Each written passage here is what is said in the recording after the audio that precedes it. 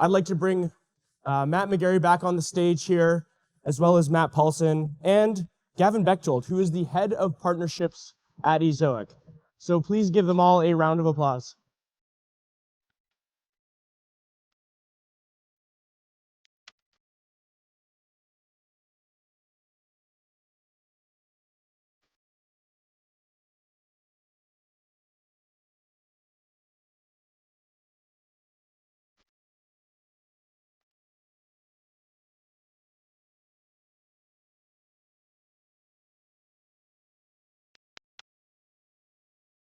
All right, how's everybody doing? Like the music? Great, thank Gavin. Thank you. Okay, we're going to talk about websites for a minute. We've only covered that a little bit so far, and I've found that a lot of people underutilize their websites and how much money you can make from a website, how much audience growth you can get from a website. So that's what this session is all about, how to grow your website traffic and mostly how to monetize your website traffic. So I'm going to talk to Matt and Gavin, and then we'll have a little bit more time for audience Q&A at the end because Matt didn't get to do that earlier. So real quick, Matt, you already introduced yourself, but Gavin and Matt, just quickly remind us again what your companies do, who you are, etc. Sure. Ezoic is a monetization platform. We help websites create predictable, diversified revenue through programmatic ads. If that sounds confusing, we help you turn your website traffic into revenue. Ezoic's been around for 15 years. I've been a part of the ride for 11 of those years. Today, I work directly with our largest customers, including Matt and Ryan, who, as you mentioned, unfortunately can't be here, but I'll just get a little bit more one-on-one time with you today. Yep. And Matt, tell us how much website traffic you're bringing in every month and how much money you make from your website. Yeah, about 400,000 to 500,000 page views a day, so 12 to 15 million page views on a website a month. And we make like 300,000-ish a month from display ads. Yeah. Not bad. Okay. Gavin, you work with literally hundreds of publishers. Why do you think so many newsletter-focused publishers and creators underinvest in their websites? In my opinion, I believe people do overlook the web, especially with this group, right? Because many of you are newsletter first, that's what you know. And I think there is a perception out there that a newsletter is easier to begin than a website. However, the reality is there's so much extra value when a subscriber clicks through your newsletter and lands on your website, staying in your own ecosystem rather than driving them off through an external link. I say that because it compounds value, acting as a flywheel for your subscribers, and also opening up new monetization channels that aren't possible in the inbox alone. I actually think a lot of newsletter folks are recognizing that. Beehive is actually the perfect example. They started as a newsletter first business. They've since created their website builder because they recognize the value of having a web presence. If Ryan was here, similar story. He started with a local newsletter list, transitioned to the web, now more recently monetizing on the web. Matt, I think you're more old school. You started with the web first, right? Yeah, tell us like the evolution of your audience, Matt. Like, did you start web first? Did you start newsletter first? How has that changed in the past 20 years? Yeah, started in 2006, like a long time ago.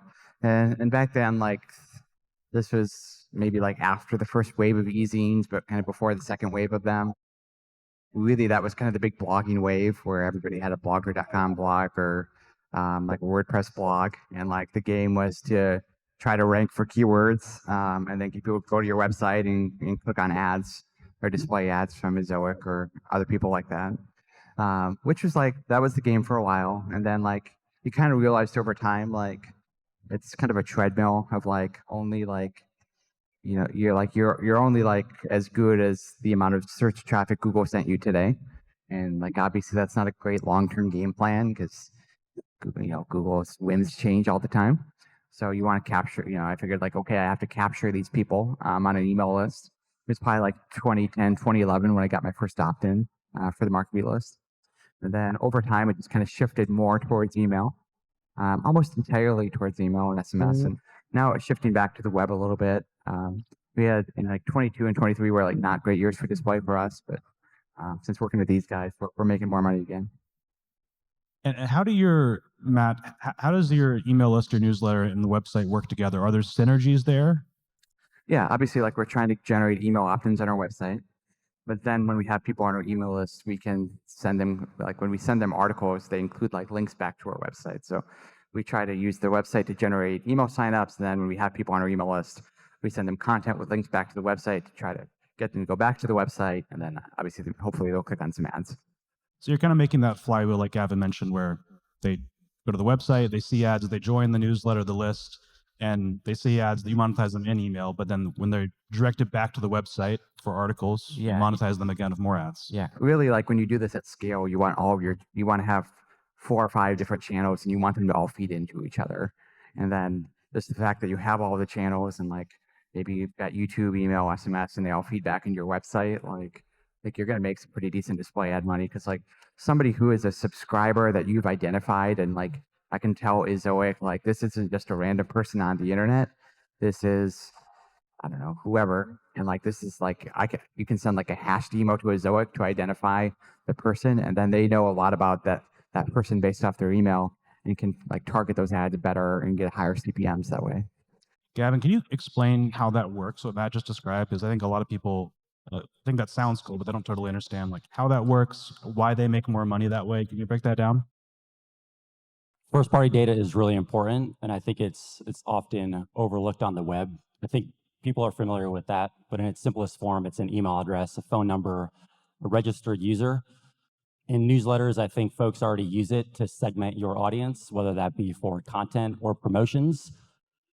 The reality is, though, you can use that same first party data on a website to secure premium programmatic advertising rates. And we see about 2 times to 3 times what you would traditionally see without leveraging first party data. So this is huge. But yeah, as Matt was describing, if you have either a newsletter list or a text list and you're driving those users to a website, Ezoic has a method where we store the email, hash it, pass it on to advertisers, allowing advertisers to bid a more premium CPM on your audience. And how does that affect the lifetime value of a newsletter subscriber? Because now you're monetizing them obviously in email and then a website too when they're directed back there. Maybe we'll start with Matt. Like, do you calculate that into your subscriber LTV or user LTV? It's really hard to do that, because like you don't get post backs of like who's clicking from the advertiser. We kind of just treat it as like a separate kind of revenue stream. It doesn't tie back to users, but obviously if I send, like we used to do like slideshows where it'd be like 10-page articles, where like you click through and there's ads on every page. It doesn't really work anymore, so we got rid of it. But back in the day, like I could send like here's the 10 best stocks to buy in November or whatever the thing was, and that'd be 10 pages of ads, and like we'd make a few $3,000 every time we like send out an email and got everybody to like go through all the pages. Like it used to work awesome. Do you have any data on that, Gavin, of like how much that can increase subscriber LTV or revenue from email when you layer this together? Well, I think it's more just kind of like in theory, a website raises your ceiling. It allows you to extend engagement beyond the inbox. And what it actually does is it allows you to monetize the same user in multiple ways through multiple channels. Simple example of that is, let's say you have a newsletter, you're selling a direct sponsorship, great. Now, if you have a website, you can sell a direct sponsorship in your newsletter and your website. Advertisers love package deals. And then the next level is, okay, you're doing sponsorships on your website, add programmatic on top of that. That's instantly layering a new revenue source. The biggest brands today aren't choosing between one or the other. They're doing both. And that's exactly how you raise your lifetime subscriber value. It's exactly what Matt is doing. It's what Ryan is doing. To give a really good example with Matt's secondary site, the earlybirdpublishing.com. Mm-hmm. I'm familiar with it too, but do you want to share about that? Yeah, so we have a text list called Early Bird Stock of the Day. And then every day we text out, kind of do a teaser like, today's stock of the day is company that sends rockets into space, and then company is SpaceX. And then like you click through on your phone, and then there'll be a page where it's got like an article and some different like AI content about that stock. But then there's Zoic ads on there, and 40, 50 grand a month from sending out that text back to our website, and then it's monetized by display ads. Yeah, I think it's important to clarify that that traffic is a lot more valuable because it is coming from a text list. It's not coming from organic traffic, which is fine if it is, but the value of his audience is significantly higher for advertisers because he has a phone number. Same thing if you have a newsletter, which many of you do. If you can think about, great, I have this big list. What can I do with it? Can I intentionally drive it back to a site and monetize it another way? Then that's a great idea. Yeah, and I like that because a lot of the stuff Matt does, people think it's super complicated, but that's an example of something simple working super well. You get people to join an SMS list, you send them articles about that's relevant for that day. When they click the article, they're monetized with ads that are enhanced by first-party data from Ezoic, and that's doing well. Gavin, when do you think programmatic advertising actually becomes a viable and meaningful revenue stream for a media business? Well, I think everyone should be doing it because it's extra revenue, it's passive, it's easy to do. But I would say at a point where it becomes meaningful is when it scales. And in our experience, that typically looks like about 250,000 monthly website visitors, or the equivalent size of a subscriber list. And if you haven't used that yet, like we talked about, you can use that to drive traffic back to your site. Maybe it's daily. But that's about the range that we're seeing with Matt's stock of the day site. It's actually under 250,000 visitors per month, and he's still bringing in $40,000, $50,000 per month. MarketBeat, of course, is a different animal. That's millions of visitors per month.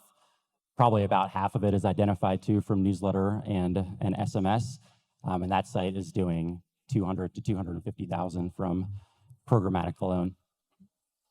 What's like? Give us a ballpark about numbers. So what's like a realistic expectation of someone who has 250,000 visitors a month? What type of revenue can they expect? Yeah, so I think a realistic expectation, and one of the ways that we look at this is RPM, if you aren't familiar with that, but revenue per 1,000 views. That's going to vary quite a bit based upon your audience, but we'll assume it's premium, meaning many of those folks are identified, they're from the US, they're in a high value niche, but we see RPMs anywhere from $20 to $100. Matt's site, the stock site, is $300 RPMs. So with that range, certainly 5 figures per month in ad revenue with a 200 session RPMs. session RPMs. Yeah. Okay. So like a session RPM and like a page RPM. So like a session RPM would be like my revenue per 1,000 sessions. So a session is like somebody coming to the website, clicking on 3 or 4 pages, right? Correct. Yeah. Yep. Matt, what do you think are some of the biggest mistakes or misconceptions or just things people miss when they're trying to monetize their website? Well, what you kind of see a lot, especially with this crowd and like the people that are like at the other like the newsletter conference, it's very email focused, and the website's almost like an afterthought. Like you just don't think about it, because like until recently, like neither Substack or Beehive or Kit like really had good website tools. Like they've all gotten better, so like you can build a real website on any of these platforms now. But you have to think of like the web as its own channel in the same way that email or SMS or YouTube is a channel. Like it's a great place to send people. It's a great place to make money. It's a great place to have content. Just like you have to not just have it happen by default. Like you just need to be intentional with it and then figure out how you can use it as like both engagement and monetization as a separate channel. That's a good point. Gavin, what do you think? Any mistakes you see publishers make with their websites? Well, I think a big mistake is if you're currently using programmatic, it's not leveraging your first-party data, and I think that's overlooked, and maybe people just don't know how to do it. So for any folks here who are at least at that level, who are using programmatic or who are considering it, your number one takeaway should be going to speak with your current app provider and asking them, are they leveraging your first-party data, and if so, how effectively?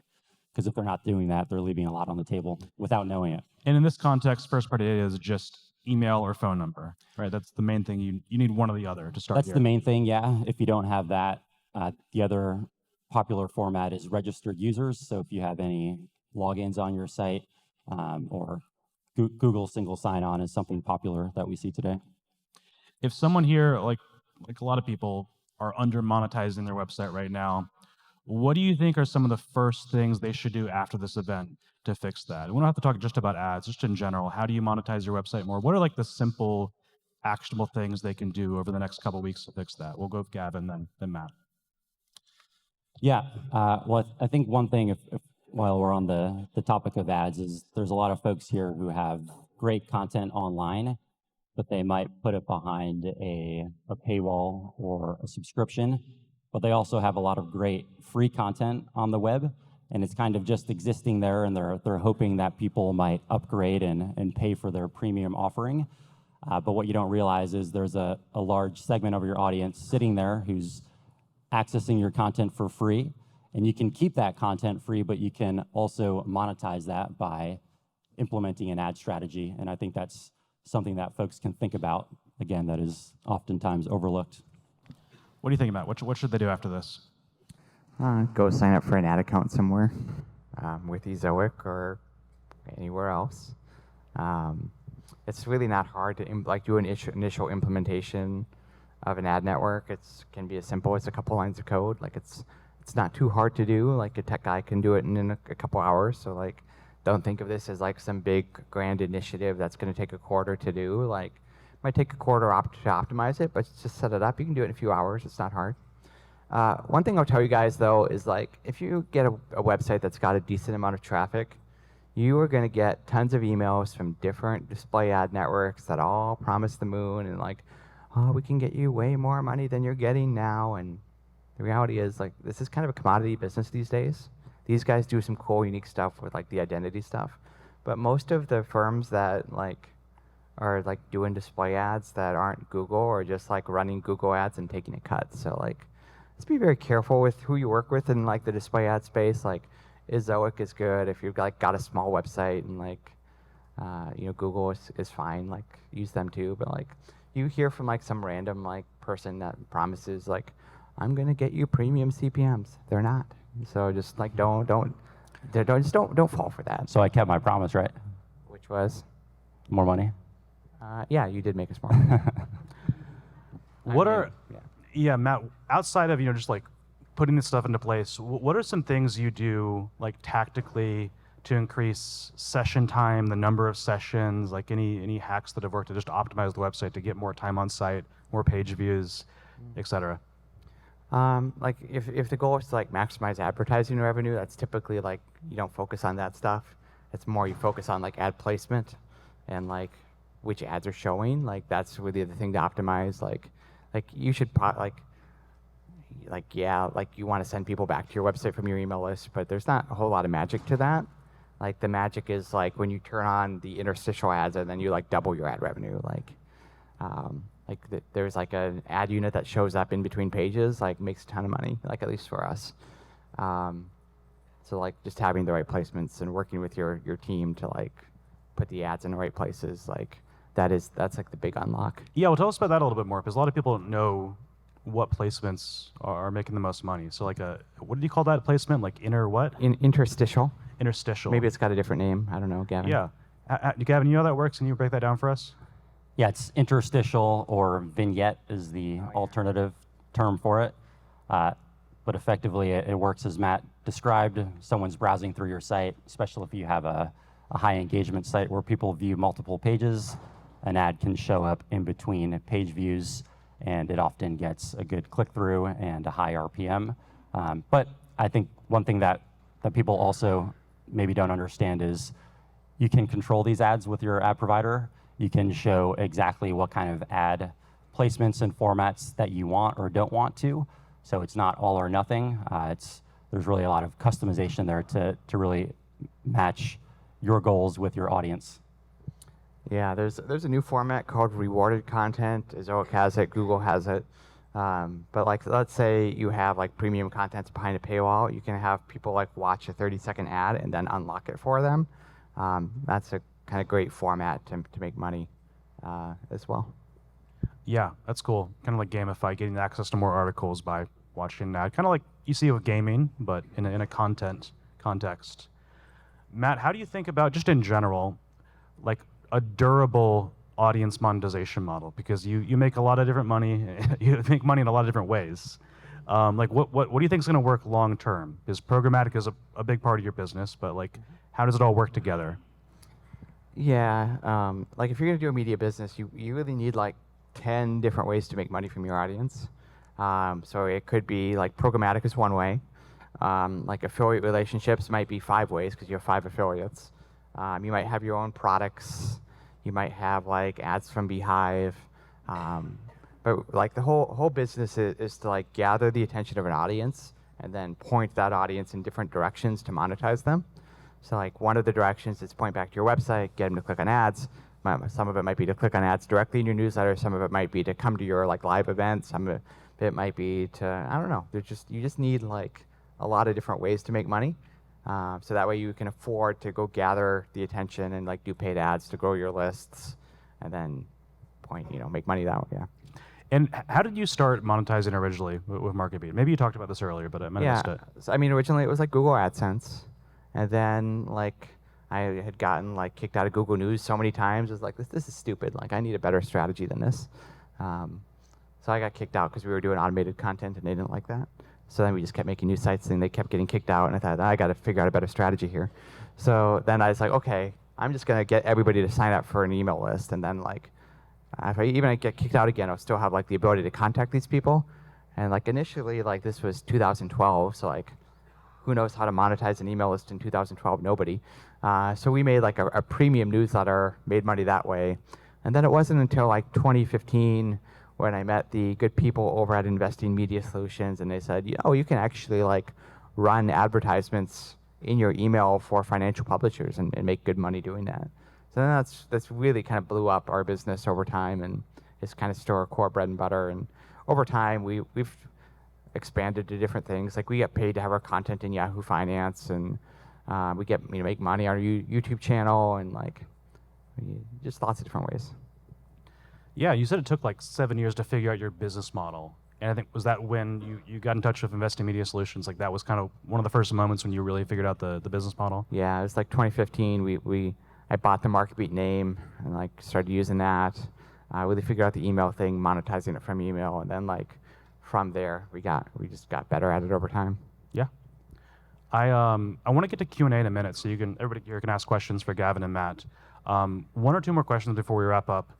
Gavin, is there any advice that you want to share for publishers who are skeptical about investing more into their website? And then for everybody, is there anything you feel like we missed that we should have covered, questions I should have asked you? Well, I think for people on the web, we've been doing this for over a decade, and we've worked with tens of thousands of sites, so we've seen trends come and go. And I know a lot of people on the web have been afraid of traffic going down with LLMs and all that stuff. And you can still get traffic from Google and LLMs, but what you need when we talk about a durable model is web publishers need to have diversified traffic sources. So you can have some organic, but we're very focused on people who have these owned audiences like SMS and newsletters. But I also encourage you to think about where else you can drive traffic from. Social's big, Pinterest, Facebook, YouTube. These are all channels that you need to think about and diversify if you want to stay relevant and have people find you from multiple places. And then once you have that consistent audience, you can monetize it in a variety of ways. So yeah, I think people that are having the most success today, they are not focusing in one lane, but they are combining the best elements of everything in traffic and monetization. Matt, any final thoughts on this, or one more thing you wanted to cover that you feel like we missed? I'd say no. Fair enough. All right. Dylan's going to come out with his mic. I'm going to come down. And if you have a question, raise your hand high so I can find you. And we'll do some Q&A. I'm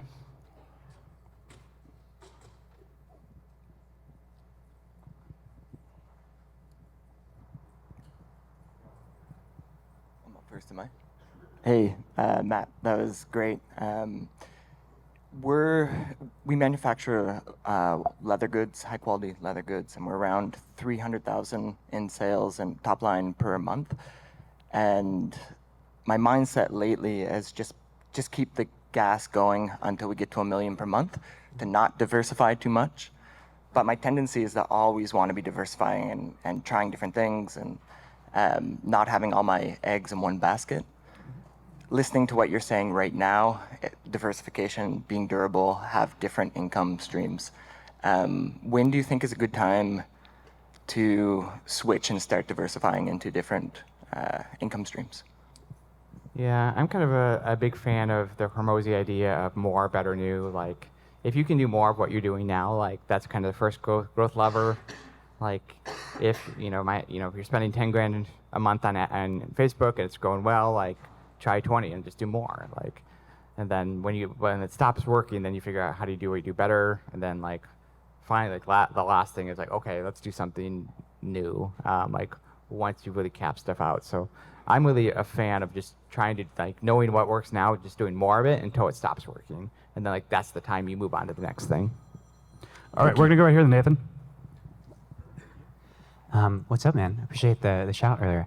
I would love to hear a little bit about like specifically in FinPubs, like what are some of the offers that are hot right now? Because it seems like there's some that come in and out of vogue, and how do people get in to those offers, the ones that do really, really well? Like the financial media stuff, or Yeah, Okay. exactly, the affiliate stuff, yeah. Thank you, Nathan May from the Feed Media Group, a premier Facebook media buyer. So right now, like in financial publishing, whatever is hot, like whatever offer is hot is the one that's kind of tied to the big macro story in the market. So like this year, the biggest story is going to be like the SpaceX IPO. It'll be the first $1 trillion IPO ever. Everybody wants to get in on it. People are trying to find ways to get SpaceX stock before it goes public, because the assumption is that it's going to pop, right? So like some of the financial newsletter publishers, like there's this guy named Jeff Brown with Brownstone Research Group. He's part of MarketWise, which was a spinoff of Agora. He's got a big like newsletter promotion about that right now, and it is crushing it. Like they are going to write us a $500,000 check next month from the sales we generated for that offer. Like it is the best one we've seen in 2 years. So it's like anything SpaceX related right now is awesome. Like the Elon Musk stuff in general kind of comes and goes, or like when he's in the news or not. Like when there's another presidential election, that'll be the big story. So these days it really follows the news. And like if you want to like promote these offers, like initially like most people won't give you the time of day, because like unless they know you can generate sales, they just don't want to waste time with you. So really you have to start out through an agency like an Investing Media Solutions, where like they have access to all of the offers, and like no, you're not going to get the best price per sale, but like you at least you get access to the inventory. And then like when you prove that like yes, I can actually generate some sales for whoever, for Stansberry Research or Brownstone or Paradigm Press or any of those people, like then you can go get that direct relationship. All right, we're gonna go all the way over here, left side of the room. Hey, excuse my ignorance on this. This is all fairly new to me, but we have a hyper local media brand. So newsletters in very local locations, bedroom communities, 300,000 people. And we want our ad set to reflect that. So are there companies like Zoic or others that will do media buys for hyper local versus, national brands and whatnot? When you say media buys, do you mean, can you just expand on that? Like, I don't know actually what I'm talking about, but like any of the ways that you talked about monetization on the click-through and stuff, like we don't want to be advertising national brands in what's designed as a hyper-local newsletter. Oh, so you want more curated local ads? Yes. Yeah. Well, one of the things that modern ad companies can do now is you can actually limit or show more of what you want to show. So if you have like a specific content or category that you want displayed on your site, that's something that we could work with you on, for example. But for local newsletters or publications, you're going to probably have the most success going directly to local advertisers. And if you want to do something on top of that, that's where we could help. All right, we got time for about 2 more questions. We'll go in the middle to Colby. Oh, Colby. Hi, I'm Adam Shapiro. I'm with Subtext, and Oh, hey, Adam. I have been on a quest to be able to assign a dollar value to an SMS user, and then you put up a slide that says 10 times to 20 times, and you're my new best friend. You're welcome. How do you Why is that person more valuable over SMS than they are over email? Thank you, Adam Shapiro from Subtext, a premier SMS service. I am shameless. Well, there's a lot less competition in the SMS inbox than there is the email inbox. People get fewer texts from brands than they do emails. So it's more of a blue ocean. The open rates on SMS is like 90% because people open their SMSs unless you get filtered. Like people see them. You have to take more steps to sign up through SMS. So like to get on our SMS list, you got to like give us your phone number, and then you got to click on a confirmation text. Like it's actually kind of hard to do. So like the engagement is higher open rates, less competition, all that stuff. All right, we got time for 2 more. Okay, I was gonna do one. Do quick over there. I got 1 more over here, but we'll have time if Matt want to hang out and Gavin wants to hang out afterwards. We can do Q&A off stage. So Matt, you mentioned 10 ways to monetize your media business. If you were starting your media business from scratch today, how would you order your monetization channels and why? What niche are you in? Newsletters. But I'm curious from your personal experience. Okay, but what's your newsletter about? Local businesses in Austin.